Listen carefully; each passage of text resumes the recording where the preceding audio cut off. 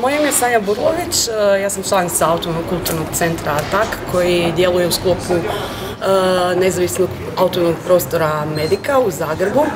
Inače, osim nas u prostoru djeluju i različite druge udruge, kolektivi, samostalni umjetnici i umjetnice. Autonomni kulturni centar provodi različite programe, a neki od tih programa su i programi koji se tiču interkulturalnosti.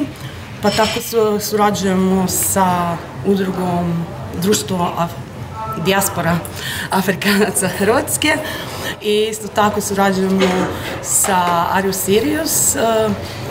Radimo programe radionice za djecu na koje isto tako dolaze i djeca koje se nalaze trenutno ili u integraciji ili su smješteni unutar centra za strance Porin.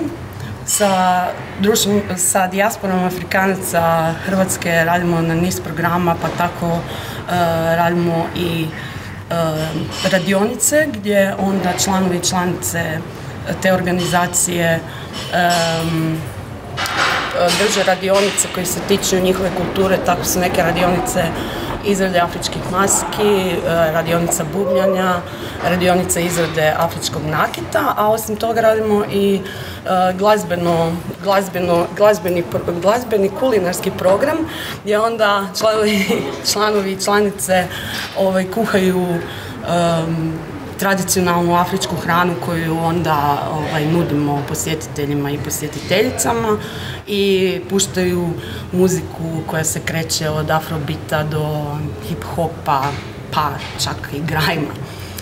Osim toga, u sklopu projekta Interkulturalnog društvenog centra radili smo program Drugačija glazba gdje smo zapravo na neki način kroz kulinarsko-glazbene programe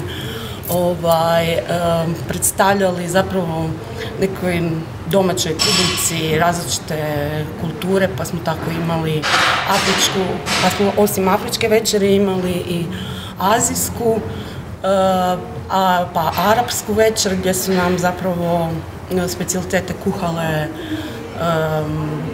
žene isto tako iz Centra za strance Porin. Imali smo zatim i balkansku večer gdje nam je gostovao zbor iz Srpskog društva prosvjeta i imali smo romsku večer. Te programe isto tako mislimo nastaviti i dalje tijekom ove godine ako to prilike budu dozvolile.